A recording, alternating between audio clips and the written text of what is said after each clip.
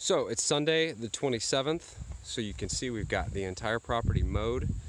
We've got almost a second mowing that's been done. We've been going crisscross with the Kubota zero turn, the Z421, going back and forth trying to crisscross where my dad was mowing with the tractor, and it's cleaning up pretty nice. I mean, we still have a ways to go. It's looking a whole lot better, obviously, than the 5-foot grass that we had a few days ago. So things are really shaping up, and we have Ari sleeping on the ground here, and we got the ShelterLogics up. So I'm just going to do a quick video here on the ShelterLogic storage tents. We've got 2 of these. I have to get the model number on those. Those were the ShelterLogic 1020s. I think it's on the box here. The Auto Shelter 1020, 10 by 20 by 8 feet high. That's 2 of those here and here. And then this one was 13 by 20 by 10, and it's a round top, and that's that one. So we got those up today, and we'll just do a quick little walk around with these.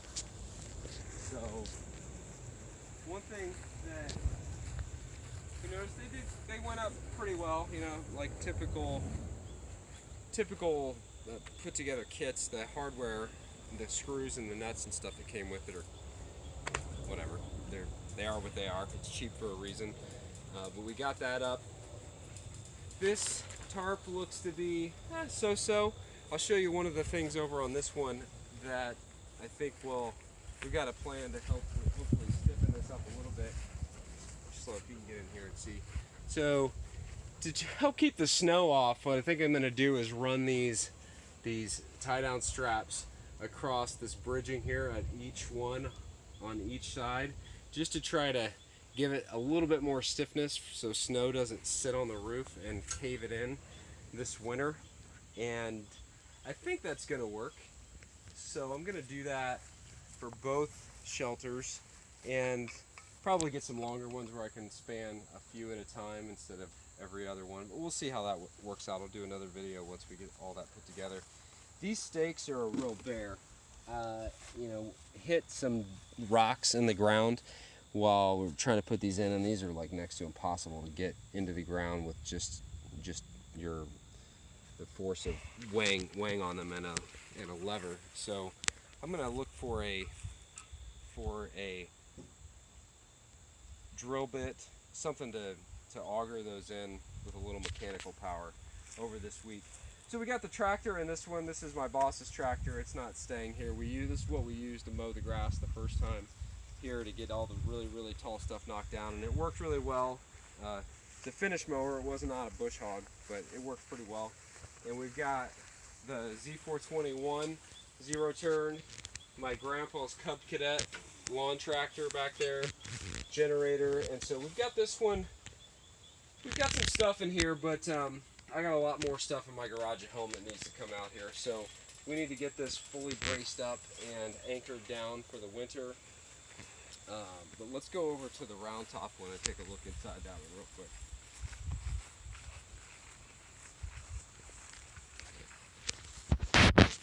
One thing that's kind of a bummer about this one is there's no way that I saw, or way that I see, to hold these door flaps open, which is kind of inconvenient. So we kind of had to make our own using some real small bungee straps to kind of hold this together. But you can see here the inside. I'll wedge this open a little bit. It's the same length as the other ones. Here, back up. So it's the same length as the other ones. A little bit taller, and a little bit wider on this one, but same depth. So I like the way this one came together. This was definitely pretty easy with 3 people. If you were trying to do this by yourself, it would be really tough. 2 people could definitely do it. Me, my mom, and my dad put this up and didn't have any problems putting this one together. It cinches together this kind of overlapping system that they have on the corner. The front and back overlap, and then the sides overlap the front and back, and that system seems to be well thought out. I like how it comes down here and kind of drapes over the ends.